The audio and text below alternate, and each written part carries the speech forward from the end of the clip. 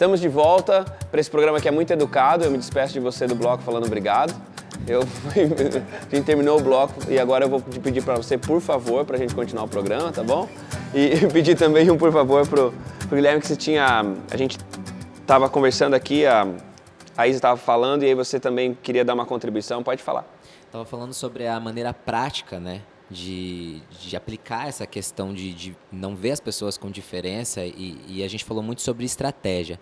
Eu acho que a primeira coisa que a gente tem que pensar quando a gente está falando de estratégia de inclusão, de conversão, é entender que você não pode olhar para o outro pensando numa estratégia de converter aquela pessoa. Mas aquela pessoa precisa do seu amor, precisa do relacionamento, precisa conhecer a Deus. E conhecer a Deus envolve o seu relacionamento com Deus, e para que ela conheça Deus envolve o seu relacionamento com ela. Então, será que a gente está olhando para o outro com uma necessidade de converter, com uma necessidade de batizar? E aí, como o Binho falou, a gente, depois que isso passa, a pessoa não aceitou, eu não quero mais ser amigo.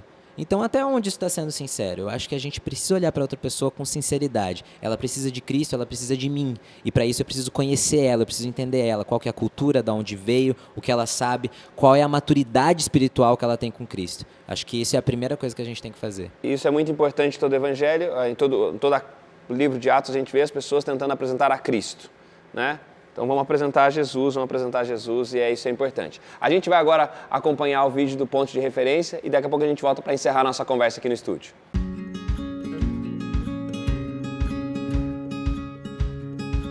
Sem dúvida, os dois pilares do cristianismo foram Paulo e Pedro.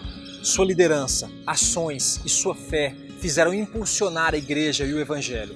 Pedro teve um ministério intenso e itinerante, pregando não só em Jerusalém, mas por toda a Judéia e regiões vizinhas, com muito poder, realizando milagres e testemunhando o nome de Jesus. Sua missão era pregar a palavra e instruir a doutrina aos novos conversos. Mas Deus também o usou poderosamente para realizar milagres semelhantes aos de Jesus. Jesus era seu modelo e pelos anos de convivência, até o modo de agir e falar se tornaram semelhantes. Ao curar o paralítico, o fez lembrando as palavras de Cristo: levanta-te, toma teu leito. Ao ressuscitar a piedosa Dorcas, o fez de modo semelhante à ressurreição da filha de Jairo por Jesus, mostrando que o mais importante não é o instrumento usado por Deus para o milagre, mas que esse instrumento se entregue ao Pai e que esse milagre seja para honrar ao Senhor e testemunhar o seu amor. Mas talvez o momento mais decisivo para a expansão da igreja aconteceu no episódio da visão de Pedro dos animais imundos. Apesar de muito clara e seu significado explicado na própria história, é importante destacar que em momento nenhum a visão se referia à alimentação, e sim a pessoas. Um exemplo para mostrar a Pedro e aos líderes da igreja que Deus não faz acepção de pessoas. Embora reconhecidamente um homem bom e respeitado inclusive entre judeus, Cornélio continuava sendo um incircunciso e não era bem visto um judeu como Pedro se reunir com ele. A história do povo de Israel mostrou que todas as vezes que o povo se uniu a outros povos e assimilaram suas culturas pagãs, se afastaram de Deus e tragédias como o exílio da Babilônia aconteciam. Infelizmente a humanidade, e não só os judeus, não sabem ser equilibrados. Deus esperava que seu povo se relacionasse com outros povos, que fossem luz e que essa luz atraísse a todos ao Deus de Israel. Mas ao invés da inclusão, por medo, optaram pela exclusão. E por se fecharem em suas cerimônias cada vez mais rígidas, que nada tinham a ver com o que Deus havia determinado e que afastava mais e mais os outros do Senhor. Era isso que deveria ser mudado, que o zelo desmedido fosse substituído por amor e desejo de salvação do próximo. E para mostrar que os gentios também estavam em condição de igualdade, Cornélio, um romano, recebeu do Espírito Santo o dom de línguas, para se comunicar com Pedro, um judeu. Pedro retorna a Jerusalém e testemunha da visão de Deus dos animais imundos aos líderes, e que o Evangelho deveria ser para todos. Com mais esse passo dado pela igreja, o Evangelho era pregado cada vez mais longe. Tanto a judeus hebreus e helenistas, quanto a gentios aceitavam a fé em Jesus. Mas proporcionalmente aumentavam também as perseguições em Jerusalém. Herodes, após matar o apóstolo Tiago, irmão de João, agora procurava matar a Pedro. Ele foi preso e seria executado, mas a igreja unida orou fervorosamente. De uma forma miraculosa, através do anjo do Senhor, foi liberto e continuou junto com os santos a propagar o Evangelho. para que nós hoje conhecêssemos a Jesus. Que a paz seja convosco.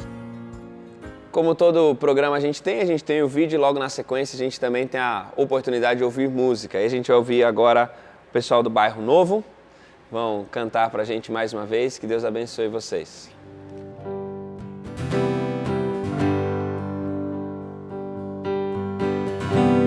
Meu caro amigo, como é que fomos tão longe? Chegamos ao futuro, onde o amor se esconde no canto mais escuro. Paisagens não contempladas na correria da vida, correndo pelas estradas que não possuem saída. Olho para trás e vejo as coisas que não são de se orgulhar. Vou aprender com erros pra não mais falhar, e assim o meu caminho eu volto a trilhar. E poderemos descobrir que a paz não é seguir o coração, e sim buscar o amor em cada ação, e então mostrar a vida na aflição, achar sua função. E a paz não é seguir o coração, e sim buscar o amor em cada ação, e então mostrar a vida na aflição, achar sua função.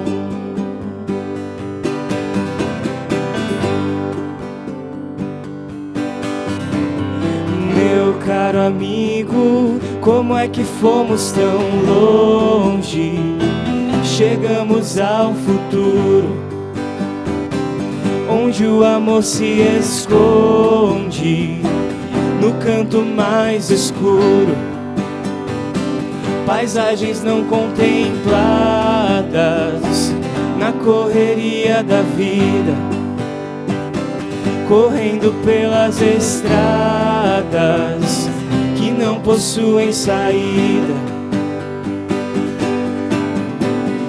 Olho para trás e vejo as coisas que não são de se orgulhar. Vou aprender com erros pra não mais falhar, e assim o meu caminho eu volto a trilhar. E poderemos descobrir que a paz não é seguir o coração, e sim buscar o amor em cada ação, e então mostrar a vida na aflição,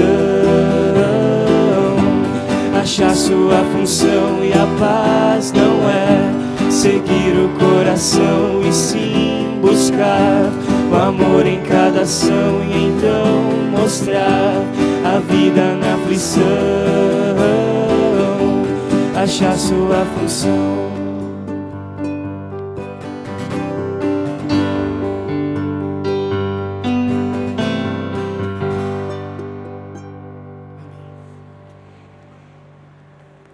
Muito bom, legal ouvir vocês e essa mensagem é muito bacana, né? A gente fica na corrida em busca de paz, de tranquilidade, de felicidade, né? Talvez uma das coisas mais infelizes que existe é ficar buscando a felicidade a qualquer preço, né? E a pessoa fica nessa busca por felicidade, por paz, e aí o sentido está todo o tempo, né, no Evangelho, todo o tempo no Reino de Deus, o sentido da vida e a plenitude está nessa... Eu recebo o Espírito e eu me lanço em serviço, eu me lanço em amar as pessoas, em amar as pessoas, né? Não em simplesmente fazer o que elas migrem de religião, é amar.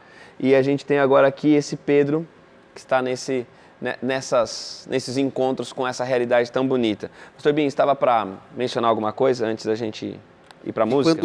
Quando diga de passagem, fera, cara, é muito bom ouvir vocês, viu? Estarei no Spotify ouvindo mais vezes. Já ficou a propaganda. Já ficou a propaganda. Que bom. Seguinte, quando Pedro vai até a casa de Cornélio, o texto ali no versículo 23, ele diz que ele leva alguns irmãos.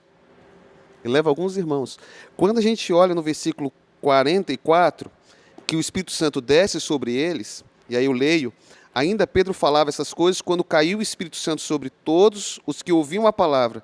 E os fiéis que eram da circuncisão, ou seja, esses irmãos que foram com ele, vieram com Pedro, admiraram-se, porque também sobre os gentios foi derramado o dom do Espírito Santo.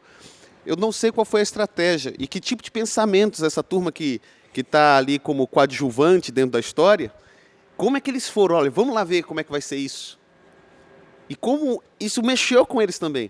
E aí eu lembro uma frase que eu estava conversando, acho que foi com Elias no corredor, acho que na semana passada, eu dizia o seguinte, que quando Deus se revela, Ele não se revela somente a um. Os desejos, os planos de Deus, Ele se revela sempre a mais pessoas. E eu acredito que isso contribuiu fortemente quando Pedro volta agora para os seus, todos circuncidados, todos da linha mais judaica, e ele fala assim, olha gente, aconteceu isso e isso. E os outros, conversando em particular com outros discípulos, dizendo assim, e foi impressionante ver como Deus agiu. Deus quer que todos estejam dentro da graça. Para a gente conseguir entender, não entender, mas talvez a palavra seja isso, para a gente conseguir identificar situações em que a gente talvez se assemelhe a isso, como eu disse, volta aquilo lá, nós não somos judeus, nós não temos nenhum problema com os gentios, com os não judeus. Isso para a gente está resolvido. Até porque nós seríamos gentios. Nós seríamos os problemas. Mas o que existe hoje na igreja desse tempo que nos faz ter essa reação? Que modelos de pessoas, que grupos de pessoas geralmente a gente coloca não fora, mas a gente entende que talvez tem que viver muita coisa ainda para que o evangelho chegue. Quem são essas pessoas? Quem é o judeu e quem é o gentio hoje? Que você, da vivência de vocês, nas passagens da vida de vocês, o que vocês enxergam? Eu acho que cada um vai pensar em grupos sociais, até por causa da sua própria realidade. Se a gente pensar em grupos evangélicos, a gente tem hoje uma batalha entre um grupo LGBT e outras letras que eu não sei, em relação aos evangélicos. Essa disputa homofóbica. Se você for pensar lá para a Europa, você vai ter agora protestantes e católicos dentro do mesmo grupo, dentro da mesma linha. Para algum grupo, o outro é gentil. Se a gente for pensar em termos de cristianismo com os muçulmanos, a gente vai ter essa diferença. E a gente pode até pensar em termos mais simples de igreja. Às vezes, o outro, que é de uma denominação diferente, é gentil para mim. Às vezes, a roupa do outro me dá um comportamento que ele se torna gentil para mim. Interessante falar isso, é o gentil para mim, né?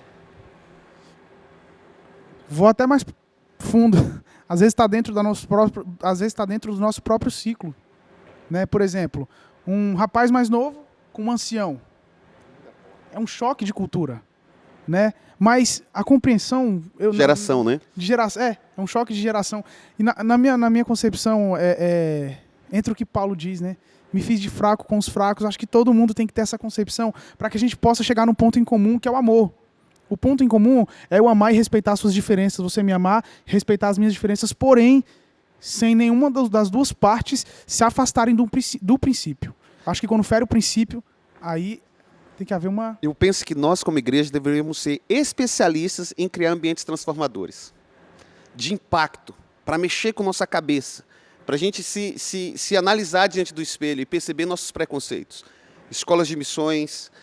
a própria realidade de pequenas comunidades, pequenos grupos, projetos como a Isa tem feito e tem participado, missões transculturais como o Tiaguinho, junto com os discípulos, fizeram em outro tempo. Mas nós, pastores, aí puxo para a minha base, juntamente com líderes, a gente precisava pensar nisso, Tiaguinho. Como é que a gente pode criar ambientes tão transformadores para dar choque de realidade, onde a gente possa se ver e possa corrigir, até porque nós vamos corrigir parte do processo que nós estamos em direção à Canaã Celestial, em direção ao nosso Cristo. Ô Isa, você está num ambiente tentando testemunhar dentro do ambiente acadêmico, que às vezes é um ambiente um pouco inóspito para o testemunho. E uma pergunta agora da sua experiência. Quando você está lá e as pessoas que vão se aproximando, você falou que percebe que elas estão sedentas e tudo mais. O que mudou na sua cabeça? O que muda nas pessoas que estão junto com você quando vocês percebem que, de repente, vocês estão falando de algo que imaginava que não ia chegar em alguém e de repente tem eco na pessoa sobre aquilo. Exatamente, pastor. É engraçado que quando a gente começou, eu e mais alguns amigos, nós falamos assim, olha, a universidade é um ambiente muito caótico, ou a gente faz alguma coisa missiológica no sentido de falar de Jesus, ou a gente vai ser engolido e a gente vai estar igual a todo mundo sem fazer diferença. Então a gente começou ali num ambiente muito aberto, falar do amor do Senhor, mas principalmente acolher essas pessoas. E no início foi realmente isso. Nós estávamos querendo reproduzir aquilo que nós éramos, né? Só falar para os outros serem como nós, para então eles serem aceitos. Mas aí depois a gente foi pegando o jeito, a gente viu que isso não deu muito certo. A gente falou assim, não, a gente precisa incluir primeiro, né? Então hoje a gente faz tudo junto, né? Hoje nós somos uma equipe de 12 pessoas que cuida de outras 10 pessoas, e a gente faz piquenique junto, a gente vai para casa junto, assiste filme junto, e aí com o tempo essas pessoas perguntam, mas por que vocês fazem um culto de pôr do sol? Mas por que vocês estão fazendo assim? E aí é a deixa que a gente tem para falar dos nossos princípios bíblicos, né? E inclusive esse amigo que eu comentei aqui, mandei um beijo pro Romário, ele é um desses que está sempre presente, ele é judeu, e é bacana porque ele se vê muito na gente, a gente se vê muito nele, e é muito legal conhecer pessoas diferentes. É legal esse movimento, né? Eu trago para a vida, e aí a pessoa na minha vida conhece o Evangelho, né? Não é eu, olha, aqui está a Bíblia, aqui está você, eu só apresento as pessoas, não, Bíblia, fulano, Bíblia, se entendam. Né? Eu trago para a minha vida. Nem o próprio Jesus fez isso, que tinha toda a autoridade, poder de cura, de tudo. Ele começava o quê? Atendendo às necessidades das pessoas, se relacionando com as pessoas. Essa é a maior estratégia dada pelo nosso Criador. O livro Ciência do Bom Viver, né? Jesus se aproximava das pessoas como alguém que lhes queria bem. Atendia suas necessidades, demonstrava simpatia, atendia suas necessidades, ganhava confiança e depois dizia, segue-me. Esse era o método de Cristo. Esse é o método de Cristo. E tem uma frase que é legal para a gente, você que está assistindo, você grava essa frase. Hoje nós vivemos em uma sociedade que as pessoas precisam pertencer antes de acreditar. Isso não quer dizer que não existam pessoas que vão acreditar e depois pertencer. Mas, de modo geral, quando a gente apresentar a mensagem, a gente tem que estar com essa ideia na cabeça. Eu trago ele para o pertencimento da comunidade. Eu trago ele para o pertencimento do corpo. E no processo de pertencer, ele vai entendendo, ele vai compreendendo e ele vai acreditando. Fica um convite aqui para você continuar a leitura de Atos. A gente vai, na próxima semana, para mais um tópico, mas antes da gente ir, fica o convite para você no nosso guia ainda. A gente o nosso tempo ainda deveria ser para a gente conseguir fazer caber aqui o capítulo 11, capítulo 12 de várias histórias, que é a igreja se movendo na Antioquia, uma grande cidade, um grande centro urbano, onde o evangelho chega também, onde o evangelho começa a ser expressado. Há ainda, além disso, no capítulo 12, esse começo de perseguição, e todo o tempo parece que vai andando junto, né? O evangelho dá um passo e a perseguição está ali atrás, está vindo atrás, os perseguidores vão vindo atrás. E nesse movimento todo, a gente percebe Deus não só cuidando da igreja, mas a gente percebe a frase de Gamaliel ecoando: se é de Deus, nada poderá impedir. Se é de Deus, não há perseguidor que possa impedir. Se é de Deus, não há preconceituoso que possa impedir. Se é de Deus, não existe um imperador, não existe execução que possa impedir. Não existe um grande centro que possa abafar a voz do evangelho. Se é de Deus, nada poderá impedir. E o movimento, no livro de Atos dos Apóstolos, a gente vê que esse movimento é tão de Deus que vem todo lado da oposição e nada pode impedir. Mas eu concluo também chamando a atenção para isso. A gente não pode fazer acepção de pessoas e Deus mostra isso para Pedro, mostra para ele a visão. Só que o que acho bonito também no capítulo 10 de Atos, e eu acho muito bonito isso, é que o Deus que está se revelando aqui para Pedro, ele está também se revelando para o Cornélio, que é esse líder do exército romano. Ele está lá, é um homem importante, e ao mesmo tempo que eu estou aqui falando com Pedro, ele está falando Cornélio. Ele chama Cornélio pelo nome. Cornélio, olha, as suas boas obras, eu estou vendo que você é bom. Só que agora só ser bom não é suficiente, você precisa conhecer a Jesus. Então você vai pegar 3 pessoas, vai mandar até a casa de Pedro, dar um endereço para onde tinha que ir, e Deus organiza. E o que eu acho muito bonito disso, é às vezes uma coisa que a gente perde de vista. Às vezes como igreja, e às vezes você que está envolvido no testemunho, a gente entende que o Espírito Santo ele está sob o nosso controle. Então a gente vai dizer quando o Espírito Santo vai agir, a gente vai dizer o dia que ele vai agir, a gente diz para onde ele vai, sobre quem ele vai, então a gente começa a direcionar. E a gente vê na igreja que não é a gente que está dominando o Espírito, nunca será isso. É o Espírito que domina a igreja. Não somos nós que temos um Espírito a nosso serviço, é o contrário, é o Espírito que nos coloca a serviço dele. E esse Espírito está agindo de forma tão grande, tão ampla, que nesse momento você está assistindo a Rede Novo Tempo, mas tem gente que não está assistindo nada, sem contato nenhum com a Bíblia. Creia numa coisa, o Espírito está se movendo por todos os lugares dessa terra, em todos os corações dos habitantes desse planeta. Que Deus te abençoe e que essa convicção te coloque em movimento na direção de pessoas que precisam conhecer a Jesus. Nos vemos na semana que vem, mais uma vez, no Código Aberto.